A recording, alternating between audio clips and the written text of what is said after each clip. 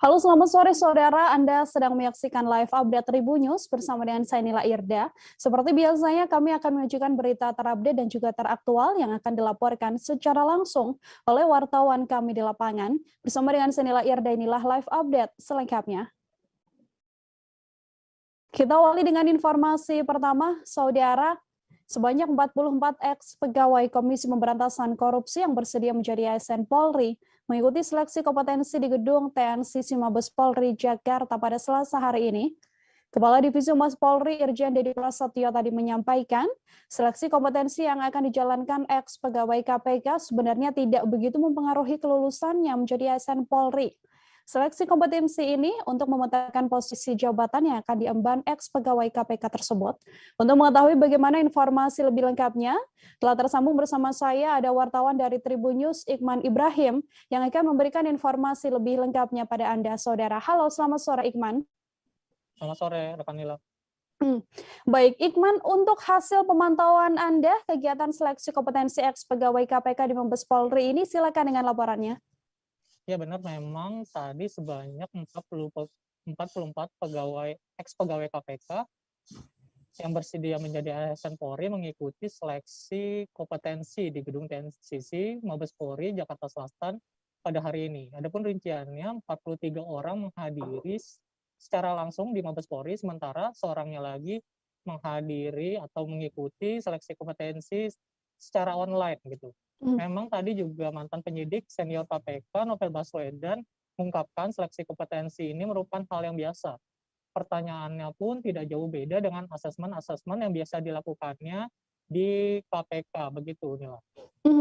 Kemudian terkait informasi bahwa seleksi kompetensi ini mempengaruhi atau tidak mempengaruhi kelulusan, informasinya seperti apa, Ikman? Ya memang benar, tadi saya mencoba mengkonfirmasi terpisah kepada Kepala Divisi Humas Polri, Irjen Dedi Prasetyo. Dia menyampaikan bahwa seleksi kompetensi yang dijalankan oleh ex-pegawai KPK itu tak mempengaruhi kelulusannya menjadi ASN Polri. Adapun seleksi kompetensi ini hanya untuk memetakan posisi jabatan yang diemban ex-pegawai KPK tersebut saat menjadi ASN Polri, begitu Nila. Lalu setelah adanya seleksi kompetensi ini, tahapan selanjutnya yang akan dijalani oleh ex-pegawai KPK ini apa saja, Ikman? Ya memang nantinya 44 orang ex-pegawai KPK ini hanya tinggal menunggu proses pelantikan yang dilakukan oleh Kapolri Jenderal Listio Sigit Prabowo. Nah, tapi memang belum ada informasi untuk terkait jadwal pelantikan puluhan anggota tersebut. Namun setelah pelantikan nanti rencananya mereka juga akan mengikuti masa orientasi menjadi ASN Polri. Begitu Nila. Baik, terima kasih banyak Ikman atas informasi Anda. Untuk mengetahui bagaimana pernyataan selengkapnya, saudara telah terhimpun wawancara dengan ex-penyidik senior KPK Novel Baswedan, kemudian ada pula terhimpun wawancara dengan KPK Yudi Purnomo. Berikut laporannya untuk Anda. Saya dan kawan-kawan telah melakukan assessment ya untuk syarat dalam proses untuk menjadi ASN Polri. Alhamdulillah semuanya lancar dan saya yakin semuanya akan berjalan dengan baik. Saya pikir itu yang bisa disampaikan sementara ini. Apa aja yang mungkin ngobrol ya, assessment standar ya. Saya kira assessment di mana-mana sama. Tentunya kita mengikuti assessment dengan standar-standar yang standar di assessment lah. Dalam hal assessment kan saya kira sama ya, dimanapun ada seperti itu. Saya kira itu ya. Apa Yud? Ya, jadi tadi kami semua yang mengambil ASN di Polri ini semua ikut. Ada satu orang yang online karena beliau sedang berada di kampung halamannya, tapi bersedia bergabung untuk memberantas korupsi. Dan kemudian beliau oleh kepolisian disediakan online. Jadi sampai saat ini, alhamdulillah kepolisian selalu mempermudahlah proses penggabungan pada kami. Kemudian setelah proses ini, tentu untuk proses berikutnya silakan teman-teman tanyakan kepada Kadif Humas seperti apa, kapan misalnya pelantikannya dan lain sebagainya. Tapi kami selalu menunggu tahap-tahap selanjutnya. Yang jelas bahwa apa yang dilakukan kami pada kesempatan kali ini adalah upaya kami untuk kembali memberantas korupsi di Indonesia, sehingga kami mau bergabung dengan kepolisian, apalagi Pak Kapolri sendiri sudah berkomitmen ya dan tahap-tahap pun sudah kami lakukan, tinggal tahap terakhir yaitu pelantikan. Seperti itu. Empat rekan siapa aja? Gini, pada dasarnya semua yang sudah menyatakan diri untuk bersedia itu semuanya sudah melakukan tahapan tes. Dan saya kira tes assessment yang dilakukan sekarang ini telah selesai semuanya, dan saya kira tinggal menunggu waktu untuk pelantikan. Saya kira itu. Mungkin penegasan lagi alasan pribadi dan menerima tawaran menjadi ASN Polri dan juga alasan sendiri secara pribadi mungkin. Ya, soal alasan saya kemarin telah menyampaikan ya, cuman saya ulang lagi di poin intinya. Kenapa saya kemudian memutuskan untuk menerima untuk menjadi ASN Polri? Karena begini, kita tentunya semua prihatin ya melihat kondisi di mana korupsi itu banyak, masif, dan bahkan kalau kita perhatikan, kawan-kawan media tentu memperhatikan semua, beberapa kasus-kasus besar korupsi pun tidak tertangani dengan efektif. Tentu itu semua. Mahasiswa yang tergabung dalam Forum Mahasiswa Peduli Masyarakat ada di Jayapura berunjuk rasa di halaman kantor Pengadilan Tata Usaha Negara atau PTUN Jayapura, Saudara. Dalam aksi unjuk rasa tersebut, mereka menuntut pihak PTUN agar memutuskan secara adil sidang antara Bupati Sorong melawan 3 perusahaan sawit. Ada setidaknya 4 perusahaan kelapa sawit yang menggugat Bupati Kabupaten Sorong lantaran mencabut izin usaha mereka. Untuk mengetahui bagaimana informasi selengkapnya terkait aksi unjuk rasa ini, telah tersambung bersama saya ada wartawan dari Tribun Papua. Ada Hendrik Rewapatara yang sudah siap dengan informasinya untuk Anda. Halo Hendrik. Ya, halo, selamat sore rekan Nila. Selamat sore, Hendrik, bisa Anda jelaskan apa yang kemudian membuat sampai adanya pihak mahasiswa dan masyarakat ini yang menolak kehadiran 4 perusahaan tersebut? Silakan dengan informasinya. Oke, terima kasih rekan Nila. Dapat saya informasikan bahwa menurut masyarakat adat maupun perwakilan mahasiswa ini, mereka sangat sayangkan atau perusahaan tersebut sangat merusak hutan adat mereka. Oleh sebab itu mereka melakukan aksi di depan PTUN Waena yang tepatnya di Kota Jayapura ini untuk menuntut secara adil bagaimana keputusan dari Pengadilan Tata Usaha Negara ini. Begitu rekan Nila. Dari 4 perkara yang disidangkan, kemudian sudahkah ada putusan, Hendrik? Oke rekan Nila, dapat saya informasikan bahwa putusan dari 4 perkara tersebut di mana sudah ada putusan di 2 perkara ya, yakni putusan perkara nomor 31 dan 32 yang mana telah diputuskan oleh hakim pada siang tadi, di mana dimenangkan oleh Bupati Sorong. Begitu rekan Nila. Lalu terkait putusan ini, Hendrik, respon dari Bupati dan juga masyarakat adat sendiri seperti apa? Ya, respon dari Bupati maupun masyarakat adat mereka sangat berterima kasih ya, di mana dari hasil konferensi pers bersama Bupati tadi ia sangat mengucapkan terima kasih kepada semua pihak yang telah mendukungnya. Dan pada akhirnya mereka bisa mendapatkan hasil yang sangat baik dari 4 perkara ini, di mana 2 putusan sudah dimenangkan oleh Bupati. Begitu rekan. Baik, terima kasih banyak Hendrik, wartawan Tribun Papua atas informasi Anda. Untuk mengetahui bagaimana informasi lebih lengkapnya, Saudara, telah terhimpun wawancara dengan Carlos Kalaswat, Ketua DPD KNPI Kabupaten Sorong. Berikut liputannya untuk Anda. Saya bersyukur hari ini saya berada di halaman PTUN Jayapura di Waena bersama-sama mengikuti proses sidang gugatan 4 perusahaan perkebunan kelapa sawit di wilayah Kabupaten Sorong. Saya lihat sejauh mana proses ini bukan baru hari ini sidang, tapi ini sudah sidang lanjutan ke berapa. Tapi saya tidak hadir waktu sidang pertama dan berikut karena kami di Sorong dengan teman-teman kami juga melakukan presur dan demonstrasi di alun-alun Aimas. Kami memberikan dukungan penuh kepada pemerintah daerah Kabupaten Sorong, Pak Bupati dan semua pimpinan OPD di pemerintah Kabupaten Sorong yang mana digugat oleh 4 perusahaan perkebunan kelapa sawit.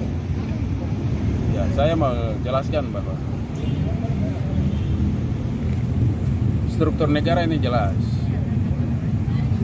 Ada 5 orang yang pakai burung Garuda saja. Presiden, gubernur, bupati, wali kota, camat, distrik, kepala kampung, lurah. Mereka ini 5 orang yang pakai Garuda. Mereka kalau bicara bilang tidak boleh. Belasan gerobak di pesisir pantai Kota Parepare rusak diterjang gelombang tinggi pada Selasa pagi, Saudara. Gerobak ini berada di Jalan Mati Rotasi Baru, Kecamatan Bacukiki Barat, Kota Parepare. Lokasinya yang tepat berada di bibir pantai, membuat gerobak ini mudah diterjang gelombang tinggi air laut. Untuk mengetahui bagaimana informasi lebih lengkapnya, telah tersambung bersama saya, wartawan Tribun Timur, ada Yaumil, yang akan memberikan informasi lebih lengkapnya pada Anda. Halo, Yaumil. Halo, Kak Nila. Baik, Yaumil, silakan dengan informasi Anda bisa dijelaskan apa penyebab rusaknya gerobak tersebut dan bagaimana kronologisnya? Ya, baik. Jadi kerusakan tersebut diakibatkan gelombang tinggi air laut yang masuk hingga ke badan jalan, sehingga gerobak-gerobak tersebut terhempas dan mengalami kerusakan. Nah, untuk lokasinya sendiri di Jalan Mati Rotasi Baru, Kecamatan Bacukiki. Nah, lokasi gerobak tersebut berada tepat di bibir pantai sehingga pada jam-jam ketika air pasang, gerobak itu terkena gelombang yang sangat tinggi. Dan diketahui bahwa di Kota Parepare sendiri salah satu wilayah pesisir yang sudah diperkirakan bahwa akan terkena banjir rob. Baik, terima kasih. Kemudian dari insiden ini, rusaknya gerobak tersebut, berapa nilai kerugian yang dialami, Yaumil? Oh ya, baik. Menurut pengakuan salah satu warga, kerugian yang dialami mencapai 7 juta rupiah. 7 juta rupiah itu termasuk gerobak yang rusak, perlengkapan yang hanyut terbawa arus, yakni piring, gelas, dan blender, dan beberapa sendok dan garpu yang lain. Makasih. Baik, untuk kondisi terkini di daerah tersebut pasca adanya insiden ini, info seperti apa, Yaumil? Ya, baik. Kondisi terkini di Jalan Mati Rotasi Baru, jalan pinggir pantai tersebut sekarang sudah mulai agak kondusif karena hujan sudah mulai reda dan air juga sudah mulai surut. Dan sampah-sampah yang berada di jalanan yang menghalangi sudah mulai dibersihkan. Seperti itu kondisi terkini dari Jalan Mati Rotasi. Oke, terima kasih banyak wartawan Tribun Timur, ada Yaumil yang sudah memberikan informasinya. Selamat bertugas kembali, Yaumil. Untuk mengetahui bagaimana informasi lebih lengkapnya, Saudara, telah terhimpun wawancara dengan pemilik gerobak, yakni Yuyu Herawati. Berikut laporannya untuk Anda. Bagaimana kondisi gerobaknya, Tante? Hancur gara-gara ombak tadi malam. Oh, berapa kerugiannya itu, Pak? Ya, Tante? hampir 3 juta. Kalau mau dihitung semua dengan gerobaknya 3 jutaan lah. 7 jutaan? Iya. Apa-apa saja itu, Tante? Banyak, ada gelas, ada blender, ada piring, ada makanan-makanan, minuman-minuman di situ. Itu kemana itu semua, Tante? Hanyut? Hanyut di bawah laut. Di bawah air di? Iya, di bawah air. Ombak kemarin kan tingginya hampir berapa meter itu tingginya. Dihantam berapa kali, dihantam baru jatuh itu kecil. Nah, itu di penghasilanku di situ. Bayar anak sekolah, makan, bayar listrik, semuanya di situ penghasilanku. Oh iya, Dik. Iya. Sudah berapa kali memang, Tante, itu? Sudah 2 kali bisa gerobakku begitu, waktu tahun lalu juga kena musibah seperti itu. Tapi masih bisa dipakai? Masih bisa tahun lalu, tapi sekarang tidak bisa nih. Hancur karena terbelah 2 di bawahnya. Apalagi kacanya sudah pecah-pecah semua. Tidak ada milik, tidak bisa dipakai lagi. Bagaimana harapan Tante? Ya, semoga pemerintah di sini yang bisa membantu lah. Setidak-tidaknya ada untuk masa depan juga untuk kehidupan saya sama anak-anak gitu. Ya, boleh, Tante. Makasih, Tante. Seusai jeda kami masih akan kembali dengan beragam informasi lain, Saudara. Update. Oke, apa kabar Bang Arifki di sini untuk strateginya? Kalau saya sendiri di Jumip 37 ini yang semalam baru mulai, apa yang dirasakan Kak Fernita? Sebenarnya aku nggak ngerasa itu penangkapan atau penggerebegan atau apapun itu. Karena gini loh, posisinya aku kriteria. Jadi kita mengenal disebut dengan stroke yang tidak berdarah dengan stroke yang berdarah. Stroke yang tidak berdarah itu biasanya ditandai dengan adanya penyumbatan. Kalau itu terjadi di sini mungkin pikirnya tidak ke situ kali ya. Tapi kalau di Korea atau di Kamboja itu ada beberapa paper yang saya itu mas, ya, dulunya tukang koran. Oh gitu ya. Tukang koran. Ya, saya baca itu Pak. Tuh kan pernah baca kan? Ya. Jadi kalau saya jadi pangdam itu udah bersyukur banget. Si anak ini dijadikan sebagai tersangka begitu. Ya kalau ini kita bicara yang di luar kasus Bongombo ya. Dengan nama hujan shower, di mana terdapat batas jelas antara daerah hujan dan tidak hujan yang biasanya terjadi pada fase awal mature stage atau tahap berbahaya dewasa. itu Kang. Jadi mulai artinya terjadinya perlembekan. Nah itu untuk penetrasi akan sulit gitu ya. Dok, saya ini menurut saya memang tidak mudah, bukan urusan tanah diambil. Kalau misalnya Amerika Serikat sekarang, Rasulullah mengatakan dalam sebuah hadis bahwa berpuasa di 6 hari Syawal itu. Oke, apa kabar Bang Ariski di sini untuk strateginya? Kalau saya sendiri di Jumip 37 ini yang semalam baru mulai, saya udah pas.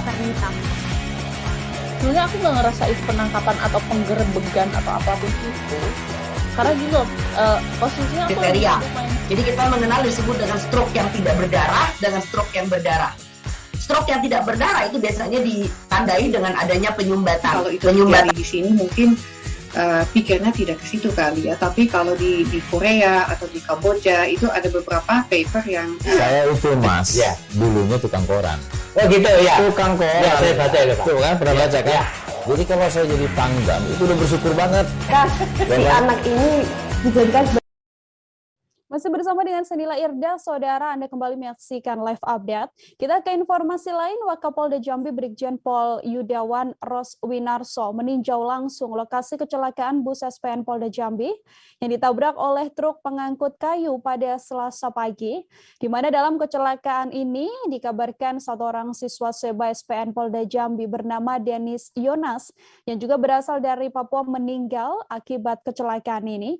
Informasinya ada sebanyak 22 siswa dan satu sopir yang ada di dalam bus tersebut. Untuk mengetahui bagaimana informasi lebih lengkapnya, sudah ada Aryo Tondang, wartawan dari Tribun Jambi, yang akan memberikan informasi lebih lengkapnya pada Anda, saudara. Halo, Aryo. Ya, halo, selamat sore. Nila. Baik, selamat sore Aryo. Bisa diinformasikan terkait adanya insiden ini untuk situasi terkini dari para siswa yang terlibat kecelakaan seperti apa? Baik, terima kasih Nila dan Tribuners. Memang pasca kecelakaan yang menyebabkan satu orang siswa asal Papua meninggal dunia, saat ini ada sekira belasan orang luka-luka menjalani perawatan di Rumah Sakit Bayangkara Jambi, Nila, dan yang dua lainnya merupakan mengalami luka yang cukup serius kelihatannya, Nila. Mereka masuk ke dalam ruang ICU pasca kejadian, Nila, begitu. Untuk siswa asal Papua ini yang menjadi korban dari kecelakaan tersebut, apakah sudah langsung diserahkan ke pihak keluarga, Arya? Baik, Nila, saya juga baru saja kembali dari Terminal Kargo Bandara Sultan Tawasaipul di Jambi, di mana baru saja proses upacara pelepasan terhadap siswa asal Papua yang meninggal dunia akibat kecelakaan ini, Nila, di mana memang upacara dibawakan langsung oleh Wakapolda Jambi. Dan ini perlu informasikan, Nila, jenazah langsung diantarkan oleh Kapolda Jambi bersama dengan satu orang kakak asuhnya ke Kabupaten Biak, Papua, menggunakan pesawat Lion Air yang baru saja berangkat begitu. Namun yang suasana cukup haru, cukup terasa pada saat prosesi upacara, Nila, di mana sesaat sebelum upacara cuaca cukup terik, namun saat upacara mulai suasana haru berubah. Puluhan rekan-rekan dari almarhum Denis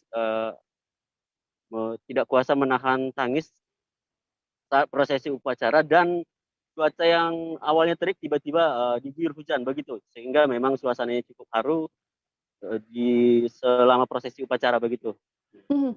Sejauh ini keterangan dari pihak kepolisian setelah adanya insiden kecelakaan ini seperti apa, Aryo?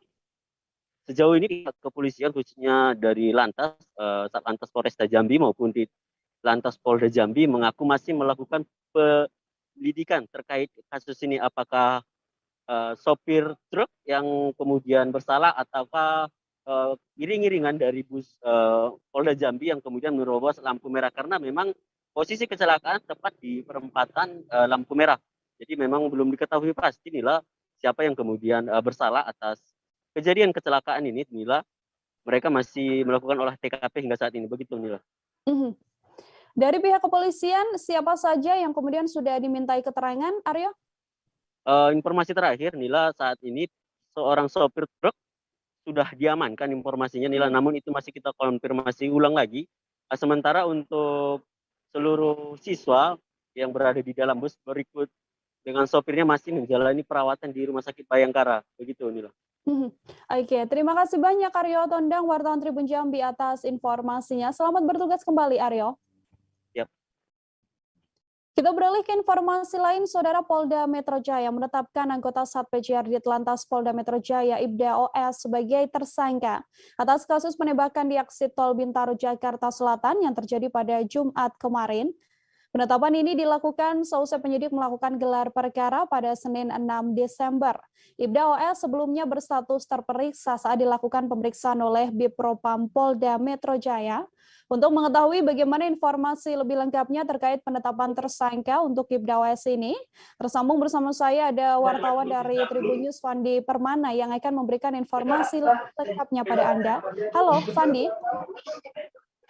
Ya, selamat sore Nila dan Tribuners. Selamat sore, Fandi. Silakan dengan informasinya, apa motif dari penembakan yang dilakukan oleh Ibda OS ini sehingga mengakibatkan satu orang terluka dan satu orang meninggal dunia? Ya, baru saja dilakukan konferensi pers terkait dengan kasus penembakan yang dilakukan oleh anggota Sat Patroli Jalan Raya Ditlantas Polda Metro Jaya yang bernama Ibda OS, yang diketahui melepaskan tembakan pada dua orang berinisial PP dan juga MA. Dan dari konferensi pers tadi, Ditreskrimum Polda Metro Jaya mengumumkan hasil gelar perkara dari hasil penyidikan yang sudah dilakukan selama sepekan lebih dalam kasus penembakan terhadap dua orang di eksit tol Bintaro dan menetapkan Ibda OS sebagai tersangka. Menurut Kabid Humas Polda Metro Jaya, Komisaris Besar Polisi Endra Zulfan, bahwa dari hasil penyidikan yang dilakukan oleh penyidik Direktorat Reserse Kriminal Umum Polda Metro Jaya dan juga penyidik dari Divisi Profesi dan Pengamanan Polda Metro Jaya yang diperbantukan oleh Propam Mabes Polri, Ibda OS melepaskan tembakan karena merasa terancam ketika memberhentikan dua orang yang mengendarai mobil di eksit tol Bintaro itu karena diduga hendak menabrak Ibda OS.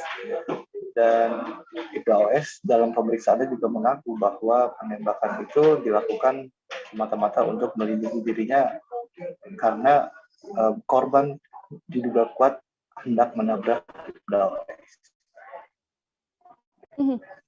Fandi, untuk kronologis yang berhasil Anda himpun terkait dugaan penguntitan yang dilaporkan oleh pelapor, kemudian menghubungi Ibda OS ini sehingga diarahkan ke eksit tol Bintaro, seperti apa informasinya? Ya, bisa saya informasikan bahwa pada Jumat 26 November 2021 lalu, sekitar pukul 19.00, bahwa ada dua korban ini diketahui diduga menguntit seorang pelapor berinisial O, dan pelapor O ini merasa ada yang aneh dari penguntitan tersebut sehingga ia menghubungi Ibda OS yang diketahui juga sebagai rekannya yang berprofesi sebagai anggota patroli jalan raya. Setelah menghubungi Ibda OS, O diarahkan untuk mengendarai mobilnya menuju Jakarta dan memberhentikan atau sekedar melipir di exit tol Bintaro yang di mana Ibda OS itu sedang bertugas. Nah, setelah itu Ibda OS mengetahui penguntitan itu lalu memberhentikan O dan juga 2 korban yang diduga menguntit O sejak dari Sentul, Bogor, Jawa Barat. Di sana sempat terjadi cekcok antara petugas PJR dalam hal ini Ibda OS dengan 2 korban, yaitu bernama M. Arwan dan juga Polres Pasaribu. Dan dari hasil penyidikan diketahui bahwa Ibda OS sempat melepaskan 3 tembakan. Tembakan dilepaskan ke udara sebagai peringatan terhadap 2 korban agar tidak melakukan atau diwajibkan untuk kooperatif, sehingga diduga mereka akan melakukan penyerangan dengan menabrakkan mobil kepada Ibda OS, dan akibat dugaan penyerangan itu Ibda OS kemudian melepaskan 2 tembakan yang diarahkan langsung ke korban. Dan akibat dari penembakan itu diketahui bahwa M. Arwan sempat terluka dan dibawa ke Rumah Sakit Polri Jakarta Pusat, namun M. Arwan atau MA ini meninggal dalam perjalanan. Sementara PP atau Polres Pasaribu ini saat ini masih dirawat di Rumah Sakit Kramat Jati atau Rumah Sakit Polri Kramat Jati Jakarta Timur. Andi, setelah ditetapkan jadi tersangka, bagaimana terkait ancaman hukuman yang dijerat Ibda OS atas penembakan ini? Ya, menurut Kabid Humas Polda Metro, Kombes Pol Endra Zulpan, bahwa Ibda OS seperti diketahui sudah diberhentikan dari satuannya, yaitu Direktorat Lalu Lintas Polda Metro Jaya, dan ia dipersangkakan 2 pasal berlapis. Yang pertama dijerat dengan pasal 351 KUHP atau tentang penganiayaan, dan jungto pasal 359 KUHP yaitu tentang kealpaan yang mengakibatkan seseorang meninggal dunia. 2 pasal ini memang sudah dijerat oleh penyidik dan ancaman pidananya 7 tahun. Selain itu nilai bahwa proses penyelidikan ini masih tetap berlanjut dan dilakukan oleh penyidik di Treskrimum dan juga Divisi Profesi Pengamanan Polda Metro Jaya untuk diperiksa selanjutnya, yaitu saksi yang saat ini masih dirawat di Rumah Sakit Polri Kramat Jati, yaitu korban itu sendiri yang bernama Polres Pasaribu atau PP. Selain itu, kasus ini juga melibatkan pusat laboratorium forensik, di mana Puslapor Mabes Polri juga meneliti jenis senjata yang digunakan Ibda OS saat peristiwa penembakan itu terjadi, dan juga uji balistik terhadap selongsong peluru yang ditemukan di TKP. Dan itu dilakukan untuk mencocokkan keterangan Ibda OS dan juga berdasarkan saksi-saksi atau keterangan saksi-saksi di tempat kejadian perkara, yaitu di exit tol Bintaro. Baik, terima kasih banyak Fandi Permana, wartawan Tribun News, atas informasi Anda. Untuk mengetahui bagaimana informasi lebih lengkapnya, saudara telah terhimpun wawancara dengan Kabid Humas Polda Metro Jaya. Berikut liputannya untuk Anda. Sampaikan berdasarkan hasil pemeriksaan yang dilakukan oleh penyidik bahwa di dalam mobil Ayla itu ada 4 orang, ya, 2 orang yang terkena tembakan, kemudian ada 2 orang lain, dua-duanya laki-laki, jadi semuanya 4-nya laki-laki yang membutut ini. Kedua orang yang tidak tertembak di dalam mobil itu inisialnya, yang pertama IM, ya, yang kedua inisialnya PM, ya, PCM, ya, PCM alias C, ya, PCM alias C, panggilannya C itu. Nah, jadi ada 4 orang di situ. Jadi dari Sentul mereka menggunakan mobil Ayla ini membuntuti mobil daripada saudara O. Kami masih akan kembali seusai jeda, saudara, tetap di live update. Oke, apa kabar Bang Aris di sini untuk strateginya? Kalau saya sendiri di Jumip 37 ini yang semalam baru mulai, saya udah sebenarnya aku nggak ngerasa itu penangkapan atau penggerebegan atau apapun itu, karena gini loh, posisinya aku kriteria. Jadi kita mengenal disebut dengan stroke yang tidak berdarah dengan stroke yang berdarah. Stroke yang tidak berdarah itu biasanya ditandai dengan adanya penyumbatan. Kalau itu terjadi di sini mungkin pikirnya tidak ke situ kali ya, tapi kalau di Korea atau di Kamboja itu ada beberapa paper yang saya itu mas, ya dulunya tukang koran. Oh gitu ya. Tukang koran. Ya, saya baca itu Pak. Tuh kan pernah baca kan? Ya. Jadi kalau saya jadi tanggam itu udah bersyukur banget. Si anak ini dijadikan sebagai tersangka begitu. Ya kalau ini kita bicara yang di luar kasus Sebongombo ya. Dengan nama hujan shower, di mana terdapat batas jelas antara daerah hujan dan tidak hujan yang biasanya terjadi pada fase awal mature stage atau tahap berbahaya dewasa. itu Kang. Jadi mulai artinya terjadinya perlembekan. Nah itu untuk penetrasi akan sulit gitu ya. Dok, saya ini menurut saya memang tidak mudah, bukan urusan tanah diambil. Kalau misalnya Amerika Serikat sekarang, Rasulullah mengatakan dalam sebuah hadis bahwa berpuasa di 6 hari Syawal itu. Oke, apa kabar Bang Ariski di sini untuk strateginya? Kalau saya sendiri di Jumip 37 ini yang semalam baru mulai, saya udah sebenarnya aku nggak ngerasa itu penangkapan atau penggerebegan atau apapun itu, karena gini loh, posisinya aku kriteria. Jadi kita mengenal disebut dengan stroke yang tidak berdarah dengan stroke yang berdarah. Stroke yang tidak berdarah itu biasanya ditandai dengan adanya penyumbatan. Kalau itu terjadi di sini mungkin pikirnya tidak ke situ kali ya, tapi kalau di Korea atau di Kamboja itu ada beberapa paper yang saya itu mas, ya dulunya tukang koran. Oh gitu ya. Tukang koran. Ya, saya baca itu Pak. Tuh kan pernah baca kan? Ya. Jadi kalau saya jadi tanggam itu udah bersyukur banget. Si anak ini dijadikan sebagai tersangka begitu. Ya kalau ini kita bicara yang di luar kasus Sebongombo ya. Dengan nama hujan shower, di mana terdapat batas jelas antara daerah hujan dan tidak hujan yang biasanya terjadi pada fase awal mature stage atau tahap berbahaya dewasa. itu Kang. Jadi mulai artinya terjadinya perlembekan. Nah itu untuk penetrasi akan sulit gitu ya. Dok, saya ini menurut saya memang tidak mudah, bukan urusan tanah diambil. Kalau misalnya Amerika Serikat sekarang, Rasulullah mengatakan dalam sebuah hadis bahwa masih bersama dengan Sendila Irda dalam live update sore ini, saudara. Kita ke informasi lain untuk mengumpulkan dan melengkapi bukti-bukti dugaan korupsi proyek pelebaran jalan Pulau Panggung Segamit di wilayah Sumedoraya, Kabupaten Muara Enim tahun 2020. Kejaksaan Negeri atau Kejari Muara Enim melakukan penggeledahan kantor pekerjaan umum dan penataan ruang atau PUPR, BPKAD dan juga WLP Muara Enim pada Senin 6 Desember. Tim Kejari Muara Enim mulai melakukan penggeledahan di kantor Dinas PUPR Muara Enim dan berhasil mengamankan beberapa berkas penting.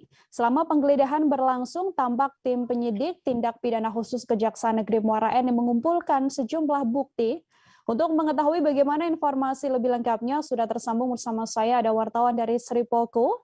Ada Ardani di sana yang akan memberikan informasi lebih lengkapnya pada Anda. Halo Ardani. Halo Nila. Ardani, silakan dengan informasinya, berapa OPD yang digeledah oleh tim Kejari dari Muara Enim ini? Baik Nila.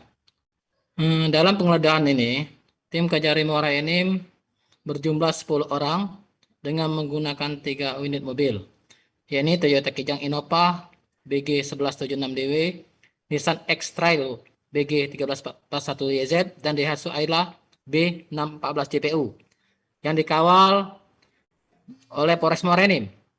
Mereka memulai melakukan penggeledahan di kantor Dinas PUPR Muara Enim sekitar pukul 9.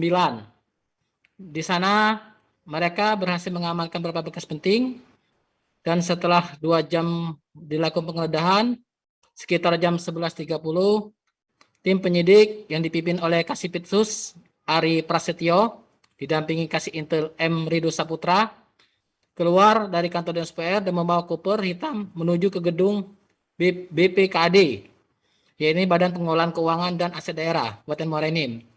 Setelah melakukan penggeledahan di PPKAD sekitar 1 jam, mereka melanjutkan ke unit layanan pengadaan ULP yang berada di lingkungan Sekretariat Pemkab Muara Enim. Dan selama penggeledahan di kedua tempat tersebut, tim berhasil mengumpulkan bukti-bukti dokumen untuk pidana korupsi terkait pengerjaan pelebaran ruas jalan Pulau Segamit. Selama 2 jam penggeledahan di PPKAD dan ULP, tim menjadi keluar membawa 1 buah koper warna hitam menuju mobil dan pulang kembali ke kantor mereka Kejaksaan Negeri Muara Enim. Begitu Nila.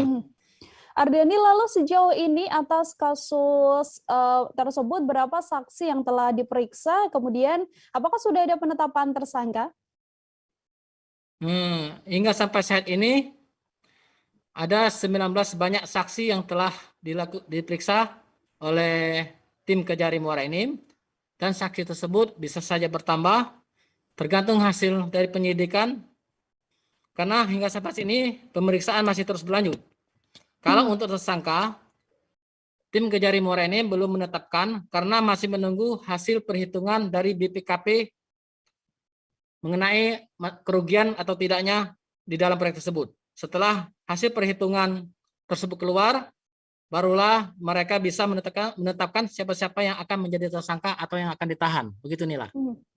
Baik, kemudian Ardhani bisa sedikit dijelaskan mungkin untuk kasus yang tengah diselidiki oleh Kejari ini sehingga melakukan penggeledahan di beberapa titik, seperti apa kasusnya? Baiklah Nila. Berawal kasus ini dari laporan masyarakat kepada Kejari Muara Enim bahwa diduga terjadi tindak pidana korupsi atas pengerjaan proyek pelebaran ruas jalan Pulau Panggung Segamit, Kecamatan Semendo, Kabupaten Muara Enim tahun 2020 dengan pagu sekitar Rp 1,2 M yang dikerjakan oleh CP Tania Surya Abadi. Adapun dugaan kerugian negara yaitu karena di dalam pengerjaan tersebut tidak sesuai dengan spesifikasi teknis alias mengurangi volume pekerjaan yang tertuang dalam dokumen kontrak dan kualitas mutu beton tidak sesuai kontrak. Begitu Nila. Baik, terima kasih banyak Ardhani, wartawan dari Sri Poko yang telah memberikan informasinya. Untuk mengetahui bagaimana informasi lebih lengkapnya telah terhimpun saudara wawancara dengan Kasipitsus Kejari Muara Enim Ari Prasetyo. Berikut laporannya untuk Anda. Yang diamankan dari 3 lokasi titik tersebut. Oke, terima kasih teman-teman media. Ya, pada hari ini Pitsus Kejari Muara Enim melakukan serangkaian kegiatan penggeledahan dan penyitaan dokumen dari 3 tempat yang tadi sama-sama kita saksikan. Bahwasanya dari 3 tempat tersebut kita peroleh kurang lebih puluhan dokumen terkait dengan kegiatan yang sedang kita lagi selidiki. Pekerjaannya pelebaran ruas jalan Pulau Panggung Segamit tahun anggaran 2020. Dengan pagu anggaran 1.272 juta. Ya. CP-nya? Vendornya? Vendornya CP Tania Surya Abadi. Indikasinya Bang apa Bang? Indikasinya ada kekurangan volume dan kualitas mutu beton yang tidak sesuai dengan KAK kontrak. Saudara ada tersangka yang ditetapkan belum? Oke, pada saat ini kita masih koordinasi dengan BPKP untuk melakukan audit PKN Pak, dan kita menunggu hasil perhitungan tersebut. Mungkin tidak lanjut pasca itu baru kita melakukan tindakan selanjutnya. Bang, kasus sendiri karena laporan atau temuan dari tim Bang? Berdasarkan laporan dari masyarakat. Oke. Saksi-saksi udah diperiksa? Untuk saksi kita sudah periksa 19 orang saksi, ya kita lakukan pendalaman terhadap ahli dan kita juga sudah ekspos ke BPKP, nunggu tim BPKP turun untuk melakukan audit perhitungan kerugian negara. Jadi belum diketahui kerugian negara sampai saat ini belum kita ketahui. Masih menunggu hasil audit. Ya nanti kita press salah lagi nanti kan jumlahnya. Oke. Sementara itu, saudara, puluhan rumah warga di Kampung Nyalindung RT 3 RW 5 Desa Pasir Suran, Kecamatan Pelabuhan Ratu, Kabupaten Sukabumi, Jawa Barat, terdampak adanya pergerakan tanah.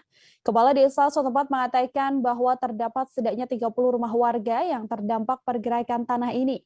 Berdasarkan pantauan, terlihat sejumlah bagian rumah warga retak-retak, mulai dari dinding hingga bagian lantai.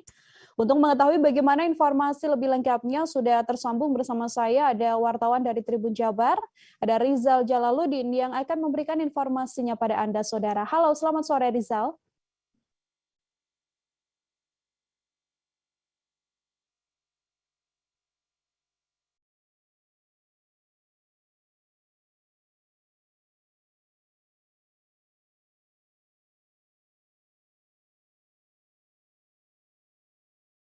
Rizal, selamat sore. Bisa diinformasikan untuk kronologis adanya pergerakan tanah ini seperti apa berdasarkan informasi yang Anda himpun? Baik, Nila dan juga Tribuner, dapat saya sampaikan bahwa kronologi terjadinya pergerakan tanah di Kampung Nyalindung, Desa Pasir Suren, Kecamatan Palabuhan Ratu, Kabupaten Sukabumi ini telah terjadi menurut warga sejak Idul Fitri kemarin, di mana waktu itu kondisi pergerakan tanah terjadi saat diguyur hujan deras. Dan kondisi pergerakan tanah ini berdasarkan keterangan dari Kepala Desa M.E. Zailani mengatakan bahwa pergerakan tanah terjadi tidak langsung merata ke seluruh rumah warga, namun secara berangsur-angsur hari ke hari pergerakan tanah terjadi dan menyebabkan terjadinya retakan di sejumlah bagian rumah warga. Kurang lebih sekitar 30 rumah warga berdasarkan data dari pihak desa yang terdampak pergerakan tanah di Kampung Nyalindung, Desa Pasir Suren, Kecamatan Palabuhan Ratu ini, Nila. Untuk kondisi terkini rumah warga yang terdampak ini seperti apa informasinya, Rizal? Baik, untuk kondisi terkini hari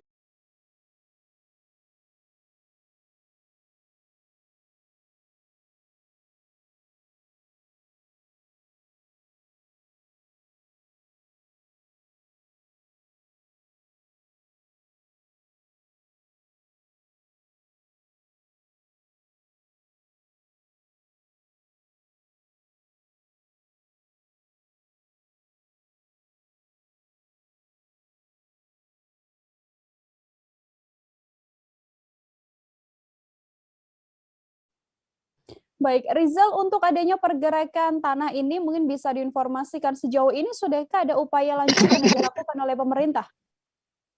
Baik, Nila, dapat saya sampaikan bahwa memang dari pihak desa telah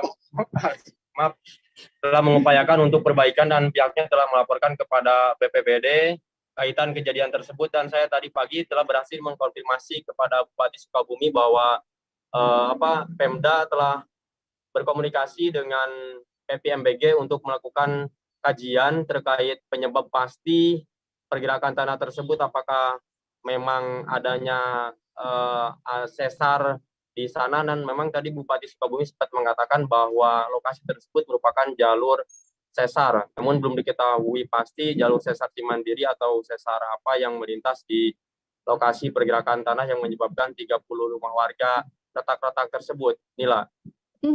Baik, terima kasih banyak Rizal Jalaluddin, wartawan Tribun Jabar, atas laporannya. Untuk mengetahui bagaimana informasi lebih lengkapnya, Saudara, telah terhimpun wawancara dengan Kepala Desa Pasir Suren M.E. Zailani. Berikut laporannya untuk Anda. Rumah warga yang retak-retak di Kampung Nyalindung, itu ada berapa rumah, Pak? Yang kemarin waktu sosialisasi dengan warga, bahkan oleh pihak desa pun juga, warga dipanggil, langsung kita kumpul di desa, di aula desa. Waktu itu ada hadir Pak Sekmat dengan pihak BPBD. Lalu warga kurang lebih ada 30 orang. Nah, alhamdulillah kita pun juga dari pihak desa sudah berusaha kan gitu mengajukan ini karena masalah musibah di Kampung Nyalindung, Desa Pasir Suren ini, kita tidak tinggal diam gitu, ya. Alhamdulillah. Itu 30 unit rumah berarti Pak yang terdampak, Pak ya?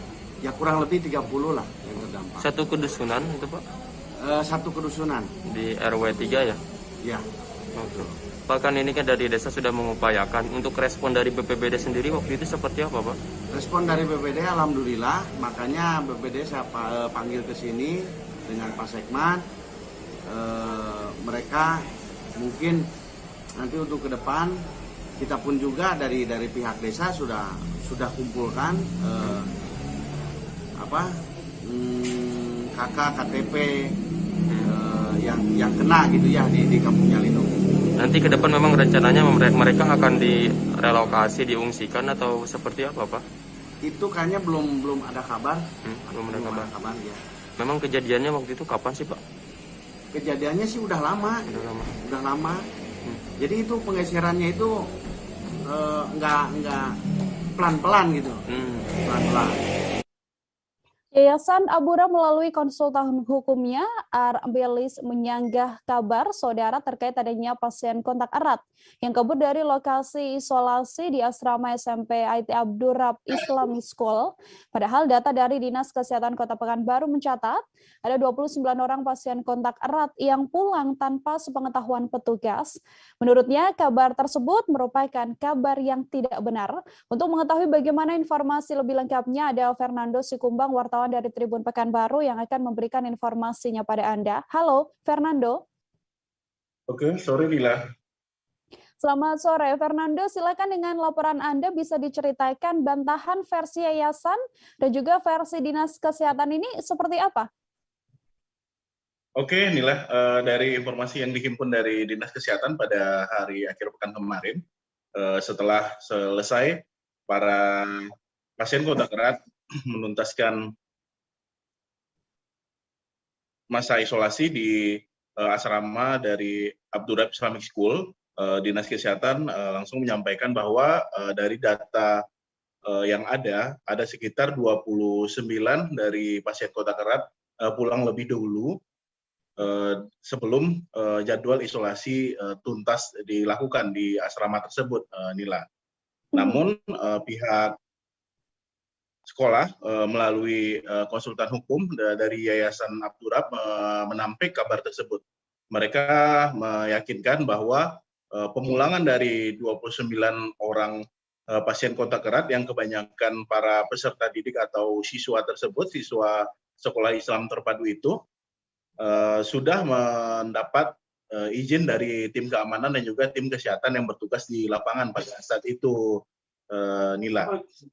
Dan untuk kemarin sudah dilakukan konferensi pers dari pihak Yayasan Abdurrab. Mereka memastikan bahwa untuk proses pemulangan terhadap para pasien kontak erat tidak dilakukan secara diam-diam, namun sepengetahuan dari tim kesehatan juga dan tim keamanan dari Dinas Kesehatan dan juga dari kepolisian. Begitu, Nila.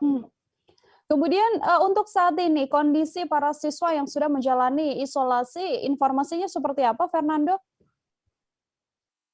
Oke, Nila, dari informasi yang diperoleh dari Dinas Kesehatan dan juga dari pihak yayasan sendiri serta pihak sekolah dari Abdurrab Islamic School, bahwa untuk saat ini mayoritas siswa sudah dalam kondisi sehat dan sudah kembali ke rumahnya masing-masing. Namun kepada orang tua dan juga kepada para siswa yang sudah berada di rumahnya saat ini, mereka harus tetap menerapkan protokol kesehatan secara ketat guna mengantisipasi adanya kondisi siswa yang sudah pulang dan kembali menurun atau mengalami gejala lagi pasca menjalani isolasi di asrama tersebut, Nila. Dan untuk saat ini pihak Dinas Kesehatan dan juga tim Satgas dari pemerintah Kota Pekanbaru masih melakukan pengawasan terhadap para siswa yang sudah pulang. Maka untuk aktivitas sekolah sendiri memang sampai saat ini memang belum dilakukan karena satu sanksi yang diberikan oleh SOP yang diterapkan oleh pihak Satgas adalah menutup untuk sementara aktivitas di sekolah itu hingga nantinya dibuka kembali agar para siswa bisa kembali beraktivitas. Begitu, Nila. Lalu Fernando, dari Dinas Kesehatan sendiri apakah memberikan peringatan maupun peringatan dari Dinas Kesehatan atau dari Dinas Pendidikan terhadap sekolah ini seperti apa? Oke, Nila, dari informasi yang diperoleh dari Dinas Kesehatan, Nila, memang pihak Dinas Kesehatan sudah melakukan proses penelusuran di sekolah itu. Karena total dari pasien kontak erat di sekolah itu mencapai 138 orang, Nila, dan memang proses penelusuran sudah dilakukan sejak akhir November kemarin hingga awal Desember ini, Nila. Dan para pasien kontak erat, total 138 orang itu sudah sembuh secara menyeluruh dan sudah dipastikan dalam kondisi sehat.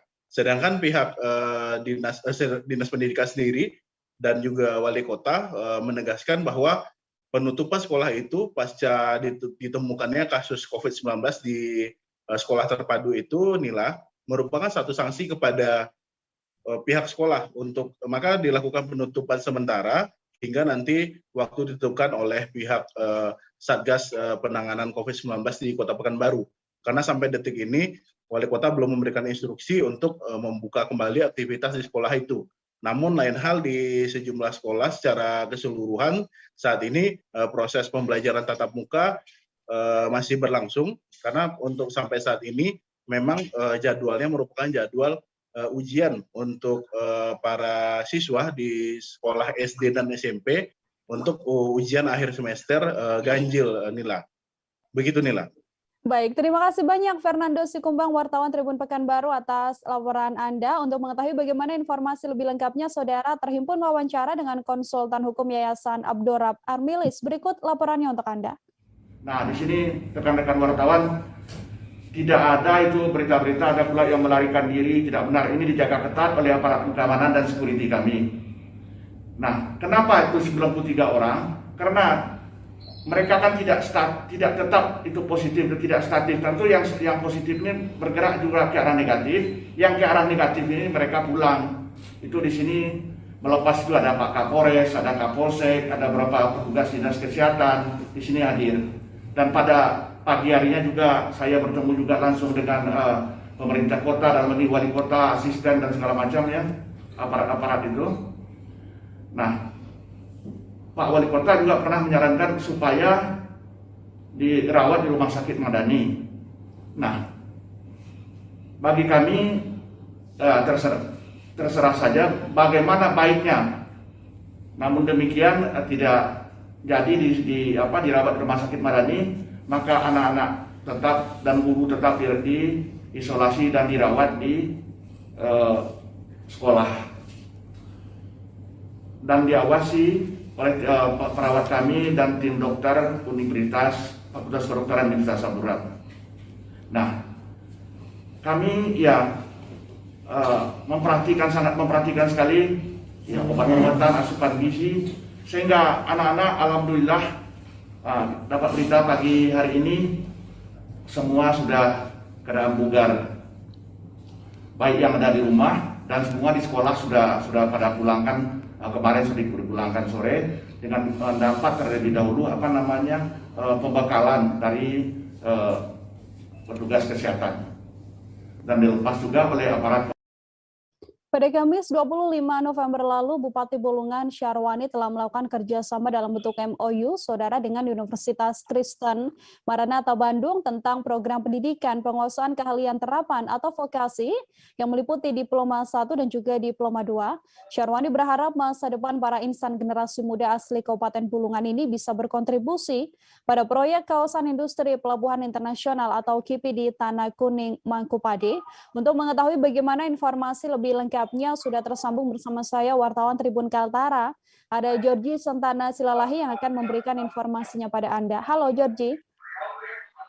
Ya, halo Nila, selamat sore. Selamat sore Georgie, silakan dengan informasi Anda. Ada berapa jaringan irigasi air tanah yang telah diresmikan oleh Bupati? Baik Nila, terima kasih sebelumnya. Selamat sore Tribuners. Hari ini Selasa 7 Desember 2021, Bupati Bulungan telah meresmikan sebanyak 7 jaringan irigasi air tanah JIAT atau sumur bor, di mana tempat yang dikunjungi hari ini adalah Desa Wonomulyo, Tanjung Palas Timur. Dan ikut juga Bupati Bulungan menanam padi di luasan pertanian mencapai 60 hektar. Pihaknya juga mengatakan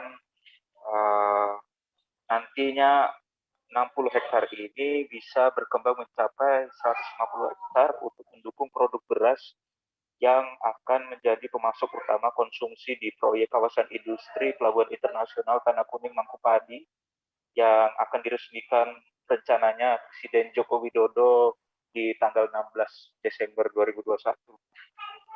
Juga 7 sumur bor ini serentak dibangun di desa Kabupaten Bulungan melalui anggaran yang bersumber dari APBD tahun 2021 melalui dana alokasi khusus fisik bidang pertanian mencapai 1,8 miliar.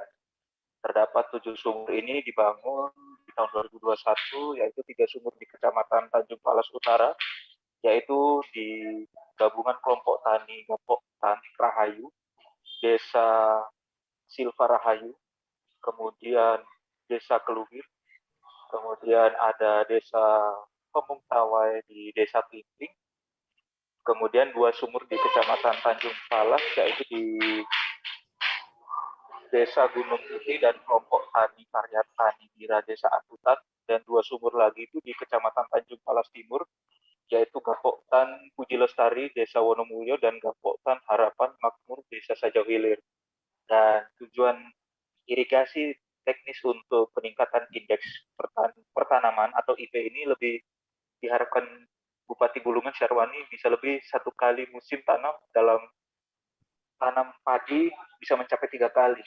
Dan di samping itu juga meningkatkannya indeks pertanian ini dan mengubah status lahan pertanian ini adalah wujud hujan menjadi lahan pertanian itu, tada hujan itu menjadi irigasi teknis supaya intensifikasi ini dapat meningkatkan produktivitas hasil pertanian khususnya di Kabupaten Bulungan, dan juga beras-beras lokal yang ada di Kabupaten Bulungan itu bisa meningkat, terutama untuk menunjang yang tadi saya sampaikan para tenaga kerja yang ada di proyek Tanah Kuning Mangku Padi, yaitu kawasan industri pelabuhan internasional yang mencapai 150 tenaga kerja yang akan direkrut di sana. Inilah. Georgie, kemudian dalam acara yang diresmikan oleh Bupati ini, siapa saja yang hadir dalam acara tersebut? Baik, di acara peresmian jaringan irigasi air tanah atau sumur bor di 7 desa yang ada di Kabupaten Bulungan itu ada tentunya Kepala Desa Wonomulyo, yaitu Bapak Muhammad Abadi, kemudian Kepala Dinas Pertanian, yaitu Ahmad Yani, dan di mana Pak Ahmad Yani meyakini kepada para petani yang ada di Kabupaten Bulungan, khususnya dalam mengelola beras ini, seluruhnya di Kabupaten Bulungan bisa mencapai 5 ton. Yang dimana juga produk lokal ini sedang digencar-gencarkan oleh Gubernur Kalimantan Utara Pak Zainal, bisa meraup untung kepada para pelaku usaha yang ada di Bulungan sendiri dan juga di Provinsi Kalimantan Utara. Inilah. Baik, terima kasih banyak Georgie Sentara Silalahi, wartawan Tribun Kaltara, atas laporan Anda. Untuk mengetahui bagaimana informasi lebih lengkapnya, telah terhimpun wawancara dengan Bupati Bulungan Syarwani. Saudara, berikut liputannya untuk Anda. Bangunan berapa unit, masuk rumah, kan nilainya berapa, dan tidak caranya. Ya, termasuk itu Pak, sayang listrik yang sudah masuk di sini besar 35 km. Seusai jeda, kami masih akan kembali dengan beragam informasi lain, saudara. Tetap di live update. Oke, apa kabar Bang Ariski di sini untuk strateginya? Kalau saya sendiri di Jumip 37 ini yang semalam baru mulai, saya udah sebenarnya aku nggak ngerasa itu penangkapan atau penggerbegan atau apapun itu. Karena gini loh, posisinya aku kriteria. Jadi kita mengenal disebut dengan stroke yang tidak berdarah dengan stroke yang berdarah. Stroke yang tidak berdarah itu biasanya ditandai dengan adanya penyumbatan. Kalau itu terjadi di sini mungkin pikirnya tidak ke situ kali ya. Tapi kalau di Korea atau di Kamboja itu ada beberapa paper yang saya itu Mas, ya, dulunya tukang koran. Oh gitu ya. Tukang koran. Ya, saya baca itu Pak. Tuh kan pernah baca kan? Ya. Jadi kalau saya jadi tanggam itu udah bersyukur banget. Si anak ini dijadikan sebagai tersangka begitu. Ya, kalau ini kita bicara yang di luar kasus Sebongombo ya. Dengan nama hujan shower, di mana terdapat batas jelas antara daerah hujan dan tidak hujan yang biasanya terjadi pada fase awal mature stage atau tahap berbahaya dewasa. itu Kang. Jadi mulai artinya terjadinya perlembekan. Nah itu untuk penetrasi akan sulit. Gitu ya. Dok, saya ini menurut saya memang tidak mudah, bukan urusan tanah diambil. Kalau misalnya Amerika Serikat sekarang, Rasulullah mengatakan dalam sebuah hadis bahwa berpuasa di 6 hari Syawal itu. Oke, apa kabar Bang Ariski di sini untuk strateginya? Kalau saya sendiri di Jumip 37 ini yang semalam baru mulai, saya udah sebenarnya aku nggak ngerasain penangkapan atau penggerebekan atau apapun itu. Karena gini loh, posisinya aku kriteria. Jadi kita mengenal disebut dengan stroke yang tidak berdarah dengan stroke yang berdarah. Stroke yang tidak berdarah itu biasanya ditandai dengan adanya penyumbatan. Kalau itu terjadi di sini mungkin pikirnya tidak ke situ kali ya. Tapi kalau di Korea atau di Kamboja itu ada beberapa paper yang saya itu Mas, ya, dulunya tukang koran. Oh gitu ya. Tukang koran. Ya, saya baca itu Pak. Tuh kan pernah baca kan? Ya.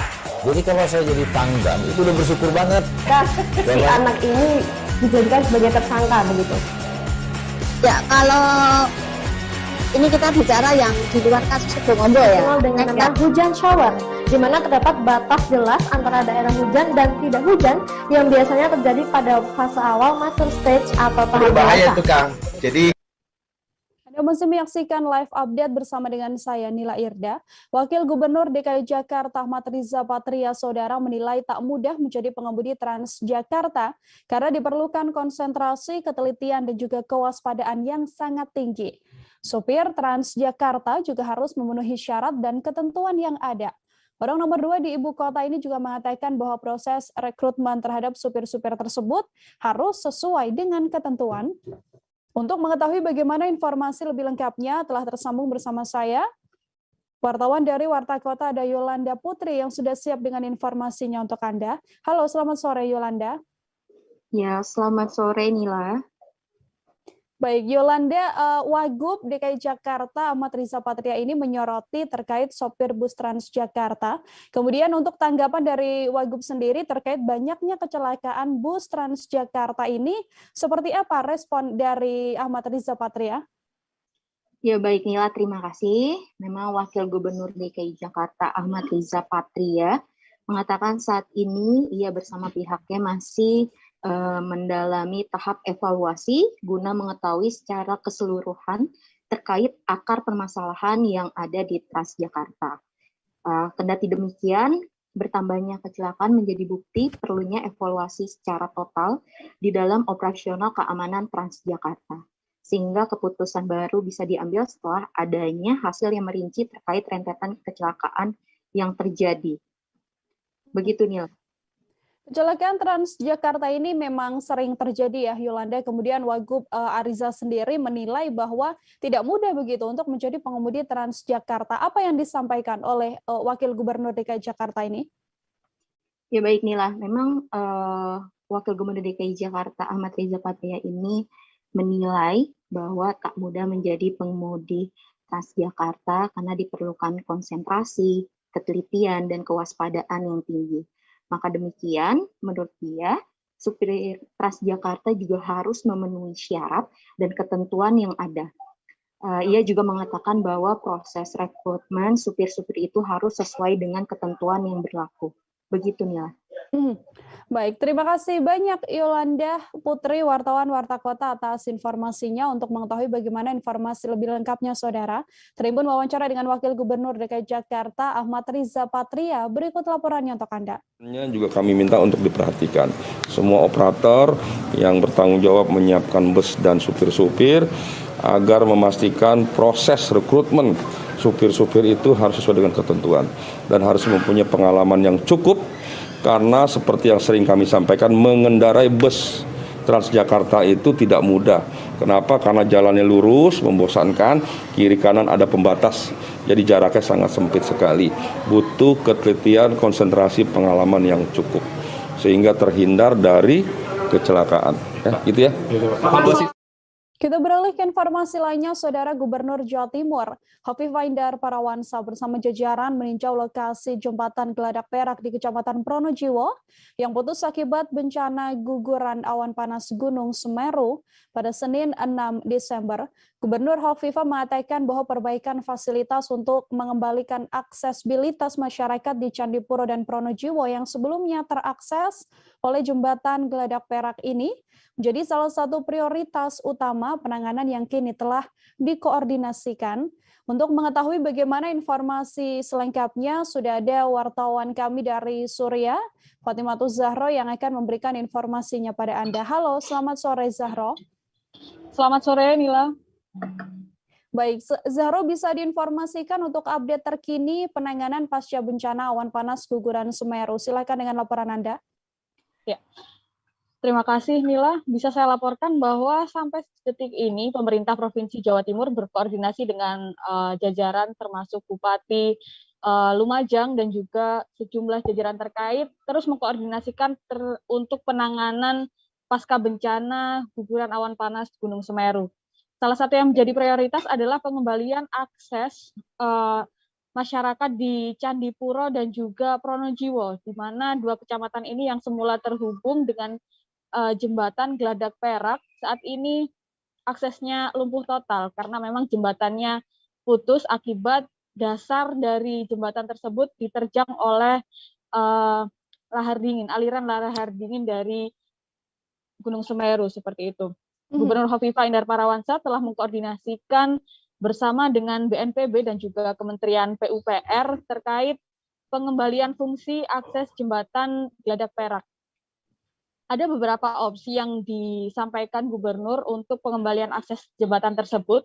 Yang pertama yaitu solusi jangka pendek dengan membangun jembatan gantung sebagai jembatan darurat yang nantinya bisa diakses para masyarakat misalnya dengan menggunakan sepeda motor. Kemudian juga untuk solusi yang jangka panjang, Gubernur mengajukan pembangunan jembatan yang permanen, namun tidak di lokasi semula, tapi di lokasi lain, karena jika dibangun ulang jembatan Geladak Perak tersebut untuk permanen, maka resikonya tergolong tinggi, karena dikhawatirkan aliran lahar dingin maupun awan panas seperti itu nantinya bisa terjadi lagi di lokasi tersebut, yang nantinya juga bisa berakibat putus kembali seperti itu. Nah, baik, Zahro, silakan dilanjutkan. Nah, untuk solusi tersebut sudah disampaikan ke BNPB dan juga Kementerian PUPR, dan berdasarkan update yang saya terima telah disetujui bahwa untuk yang jembatan gantung sebagai solusi jangka pendek akan segera direalisasikan untuk menyambung dua kecamatan, yaitu Kecamatan Candipuro dan Pronojiwo, setidaknya dalam 2 bulan ke depan. Artinya dalam 2 bulan ini akses masyarakat dari Candipuro dan juga Pronojiwo sudah bisa terhubung, yang mana jembatan ini nantinya juga akan menjadi akses utama yang menghubungkan Kabupaten Lumajang dengan Kabupaten Malang. Seperti itu, Nila.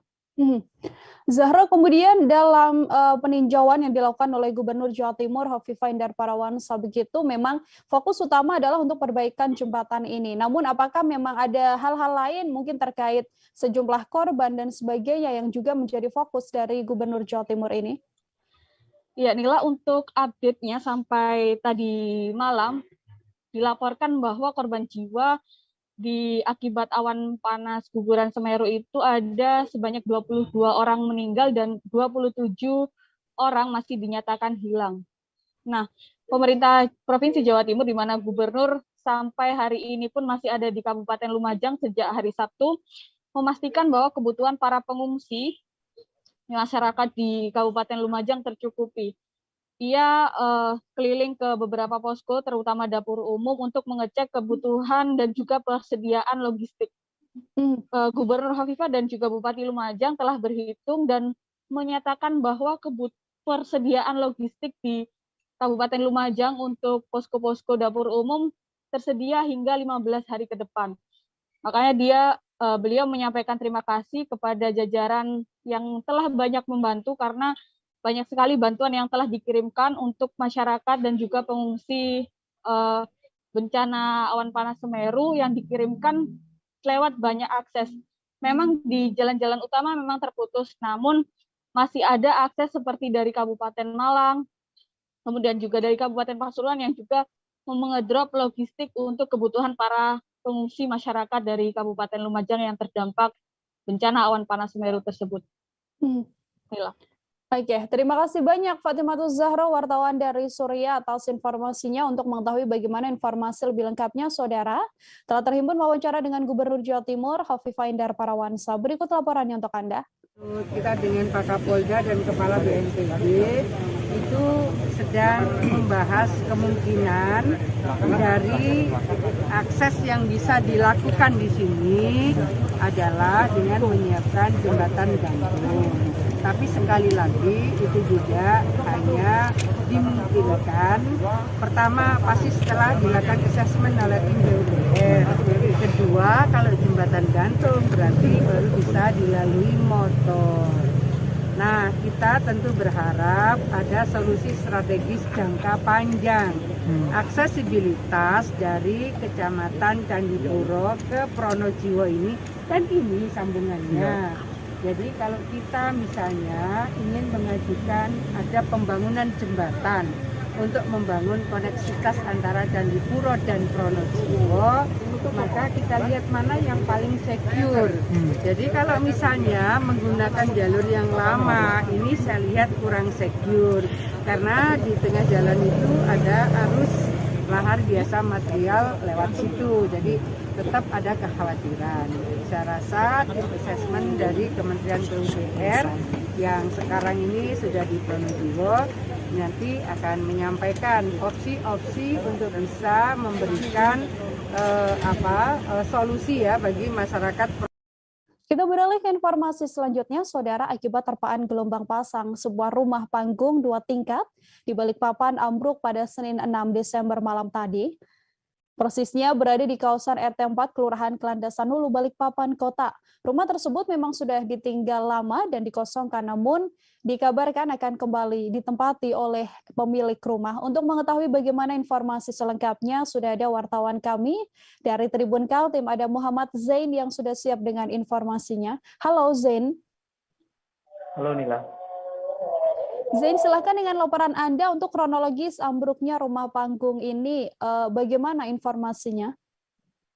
Baik, untuk peristiwa rumah panggung di Balikpapan yang ambruk tadi malam, ini bisa disampaikan bahwa kurang lebih sekitar pukul 19.30 waktu Indonesia Tengah, sebuah rumah di alamat Jalan Jenderal Sudirman, Kelurahan Kelandasan Hulu, Balikpapan Kota, ini diterpa oleh gelombang yang pasang, kemudian juga diterpa angin laut yang cukup kencang, sehingga mengakibatkan rumah salah seorang warga bernama Hendrik ini ambruk dan tidak menyisakan bentuk sama sekali. Kemudian rumah di sebelah dari rumah yang ambruk sendiri ini juga nyaris rubuh, namun masih tetap terlihat seperti rumah. Nah, dalam artian ini masih berdiri, hanya saja miring. Kemudian beruntungnya dari kejadian tadi malam ini tidak menelan korban jiwa, hanya kerugian material saja. Dan untuk mengantisipasi gelombang susulan dari Lurah Kelandasan Hulu sendiri kemudian mengimbau untuk masyarakat ini mengosongkan rumah terlebih dahulu, khususnya yang bersinggungan langsung dengan pesisir, seperti itu. Untuk informasinya, Zain, apakah memang rumah yang mengalami kerusakan ini sebelumnya ditempati oleh sang pemilik rumah? Seperti apa pengakuan dari pemilik rumah? Baik, menurut pengakuan dari pemilik rumah bernama Hendrik, dia mengatakan bahwa rumah ini sebelumnya itu memang ditinggal, kemudian mereka, Hendrik dan keluarga ini memiliki tempat tinggal sendiri. Nah, mereka bermaksud untuk kembali ke rumah yang di Jalan Jenderal Sudirman itu, hanya saja mereka tidak menyadari bahwa ada bencana tersebut. Jadi sebelum terjadi kejadian itu, Hendrik dan keluarganya ini sebelumnya sudah mempersiapkan apa saja yang akan dibawa ke rumah tersebut. Kemudian dari rumah itu pun juga sudah dibersihkan, kemudian juga sudah dilakukan penataan ulang seperti itu untuk ditinggali kembali. Oke, terima kasih banyak Muhammad Zain, wartawan dari Tribun Kaltim atas laporan Anda. Untuk mengetahui bagaimana informasi lebih lengkapnya, Saudara, Tribun wawancara dengan Lurah Kelandasan Ulu Siswanto. Berikut laporannya untuk Anda. Angin kencang dan ada rumah warga yang roboh, seperti apa Pak Lurah? Ya, pertama-tama dihimbau memang untuk waspada, siaga karena ekstrim cuaca ini. Yang kedua memang sangat rentan kan rumah di atas bukit betul-betul di pesisir. Jadi sementara tadi malam jam 11 malam kami tim kelurahan juga turun untuk menghimbau untuk mengosongkan dulu. Juga untuk yang di sebelah-sebelahnya tetangganya untuk juga waspada, jangan terlalu lelap tidur. Karena material dari laut itu yang menghantam di bawah-bawah kolong-kolong rumah warga ini. Ini bisa berdampak ke rumah lain? Ini sudah mulai ada berdampak, ini agak miring, jadi mungkin ini yang punya rumah kami sementara himbau dulu untuk agak menjauh. Takutnya ada cuaca ekstrim susulan lagi kan menyamping ya. Tapi dari pemerintah setempat, baik kelurahan maupun BPBD melakukan sama BPBD rekan-rekan datangan ini untuk bagaimana cara ini mengantisipasi ini mengeluarkan untuk evakuasi rumah yang rontok ini. Atas nama Cuaca ekstrim di sejumlah lautan masih berlanjut, Saudara, dan dampak yang ditimbulkan sudah mulai terjadi di sejumlah wilayah di Kabupaten Tanah Laut, Kalimantan Selatan. Di antaranya ada di Desa Muara Asamasam, Kecamatan Jorong. Sejumlah rumah warga yang berada di pesisir laut setempat terdampak akibat diterjang ombak besar. Pada Selasa siang, hampir semua rumah nelayan di Muara Asamasam yang berada di pesisir pantai setempat rusak. Untuk mengetahui bagaimana informasi selengkapnya, sudah ada wartawan Banjarmasin Pos, ada Roy di sana yang akan memberikan informasi lebih lengkapnya pada Anda. Halo Roy. Halo, selamat sore Nila. Selamat sore. Roy, ombak besar yang melanda kampung nelayan di Desa Muara Asamasam ini sudah terjadi sejak kapan? Kemudian pukul berapa kejadiannya? Iya. Gelombang besar pada periode penghujung tahun 2021 ini terjadi sejak Minggu malam dan berlanjut Senin malam tadi, dan juga akan diperkirakan masih berlangsung pada malam ini. Menurut penuturan dari beberapa nelayan di Desa Muara Asamasam, dibandingkan dengan malam sebelumnya, bahwa gelombang yang terjadi malam tadi itu lebih besar intensitasnya, baik itu tekanan ombaknya maupun debit air lautnya, seperti itu. Dan pergerakan air pasang tersebut, air laut yang pasang besar disertai dengan gelombang besar itu mulai naik itu sejak sekitar rumah yang rusak, yang biasa-biasa aja dapurnya ada yang hilang juga. Itu kurang lebih 20, Pak. Kan mungkin sedikit lebih jelas untuk kondisi kerusakan rumah dari nelayan ini seperti apa? Ada berapa banyak unit rumah yang terdampak akibat terjangan gelombang besar ini? Baik, rekan Nila. Kondisi kerusakan rumah nelayan di Desa Muara Asamasam tersebut sangat bervariasi, tetapi pada umumnya kerusakan tersebut terkategori rusak sedang hingga parah. Pada umumnya sebagian besar adalah mengalami kerusakan di bagian belakang atau bagian dapur, karena memang rumah-rumah yang rawan adalah rumah-rumah nelayan yang ada di pesisir pantai setempat, dan pada bagian belakang itulah yang langsung terpapar gelombang besar pada malam tadi dan juga malam sebelumnya. Ada yang berupa dinding bagian belakang tercabik, apakah itu berupa bangunan papan partisi maupun permanen beton juga pecah retak, dan juga banyak yang berlubang-lubang seperti itu. Bahkan ada satu rumah warga setempat yang roboh, itu berupa rumah kayu. Untuk jumlah sementara data dari pemerintah desa setempat, sejauh ini terdata 31 unit rumah. Namun masih ada 2 RT lagi yang saat ini masih dalam pendataan. Demikian rekan Nila. Sudahkah ada langkah lanjutan atau mungkin upaya perbaikan yang dilakukan oleh pemerintah desa setempat, Roy? Sementara ini dari pemerintah desa setempat bersama warga ini masih status siaga, jadi mereka masih konsentrasi untuk mewaspadai karena gelombang besar tersebut masih diperkirakan akan berlangsung pada malam ini juga. Jadi mereka masih fokus dulu untuk mengantisipasi hal-hal yang mungkin tidak diinginkan, sehingga malam ini juga masih berfokus tentang kesiapan mereka, tentang antisipasi, juga mungkin upaya-upaya untuk evakuasi dan sebagainya. Jadi untuk arah keperbaikan itu masih nanti akan coba mereka ajukan kepada pemerintah daerah. Demikian rekan Nila. Oke, terima kasih banyak wartawan Banjarmasin Pos Roy atas informasinya. Untuk mengetahui bagaimana informasi lebih lengkapnya, saudara, terhimpun wawancara dengan Kadias Muara Sama-Sam Haji Zainuddin dan juga seorang anggota DPRD Tala, tokoh warga Muara Sama-Sam Haja Yuliani. Berikut laporannya untuk Anda. Ombak ini mulai malam Senin sampai malam Selasa tadi, malam tadi. Jumlah yang rumah rusak kurang lebih 30, Pak. Karena mana ombak yang datang tiba-tiba, Pak. Malam sekitar jam 9 sampai jam 11. 2 jam, Pak, dihantam ombak. Jadi semua warga ini di RT 2? Di RT 2 dan RT 3. Jadi yang hampir semua kena? Hampir semua kena, Pak. Cuma yang rusak berat kurang lebih 10 rumah. Yang rusak yang biasa-biasa aja, dapurnya ada yang hilang juga, itu kurang lebih 20, Pak. Terus mereka mengungsi, Pak ya? Ya, mengungsi, Pak. Tadi malam mengungsi ke rumah keluarganya masing-masing. Terus apa namanya, Pak, ini? Setelah melihat kejadian yang 2 malam terakhir ini, mudah-mudahan malam ini ombaknya, mungkin air pasangnya agak berkurang. Kita sangat berharap sekali atas bantuan dan sentuhan tangan dan perhatian yang secepatnya tanggap darurat dari pemerintah daerah juga pemerintah provinsi, karena ini adalah bencana darurat yang harus kita perhatikan bersama. Kebetulan saya di sini yang tinggal langsung dan kebetulan melihat langsung kejadian.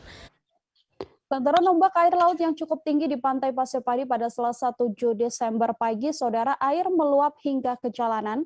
Jalan aspal yang biasanya digunakan untuk akses menuju tempat wisata, kini di beberapa titik tampak tergenang.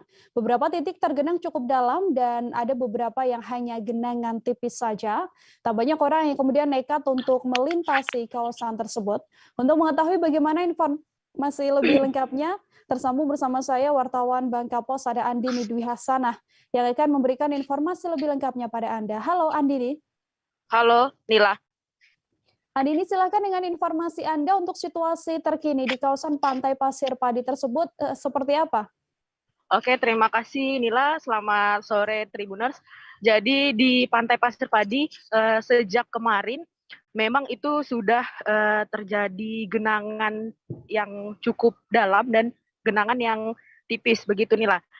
Ini disebabkan oleh gelombang air laut yang memang 2 hari terakhir cukup tinggi, mengakibatkan air laut yang pasang masuk ke jalan. Dan ini dialami sudah sejak 2 tahun terakhir. Sebelumnya pengakuan dari warga setempat, banjir rob yang biasanya terjadi ini hanya terjadi 5 tahun sekali saja.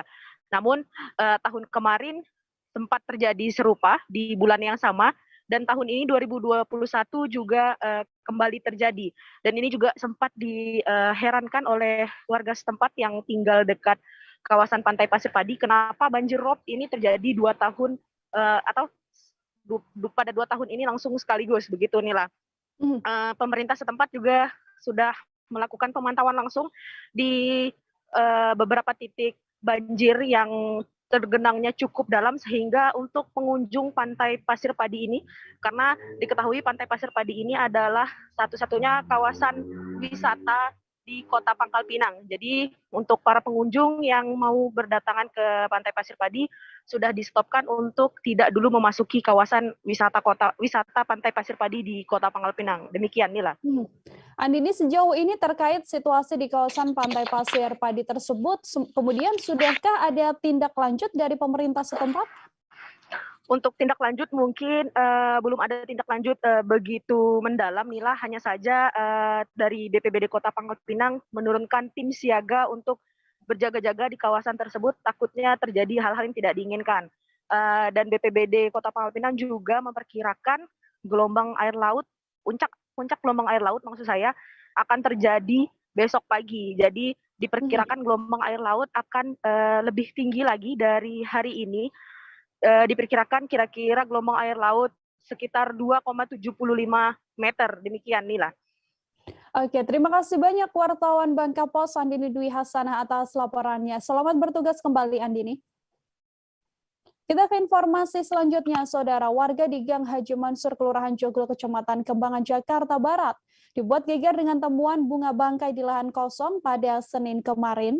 Bunga bangkai ini ditemukan oleh petugas penanganan prasarana dan sarana umum atau PPSU Kelurahan Joglo. Petugas PPSU tersebut mengatakan bahwa ia bersama dengan beberapa temannya kala itu sedang membersihkan saluran air. Untuk mengetahui bagaimana informasi selengkapnya, sudah ada Miftahul Munir, wartawan dari Warta Kota yang akan memberikan informasi lebih lengkapnya pada Anda. Halo, selamat sore Munir. Halo, selamat sore Nila. Munir, silakan dengan laporannya. Kapan pastinya bunga bangkai ini ditemukan? Kemudian siapa sosok yang pertama kali menemukan bunga bangkai ini? Baik, bunga bangkai ini ditemukan oleh petugas penanganan prasarana dan sarana umum Kelurahan Joglo yang sedang membersihkan saluran air di sekitar lokasi bersama pengurus RT. Kemudian petugas membersihkan lahan kosong yang memang pada saat itu terlihat kumuh, dan kemudian ketika dibersihkan oleh petugas terlihat ada satu tanaman yang dirasa tidak pernah dilihat, yaitu tanaman bunga bangkai, ditemukan pada hari Senin 6 Desember 2021 kemarin, tepatnya pukul 11-an rekan Nila.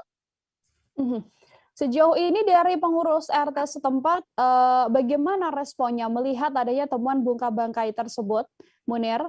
Baik, untuk respon dari warga ini menarik perhatian karena warga yang mendapatkan informasi adanya bunga bangkai berbondong-bondong mendatangi lokasi untuk melihat secara dekat atau secara langsung bagaimana bentukan dari bunga bangkai tersebut.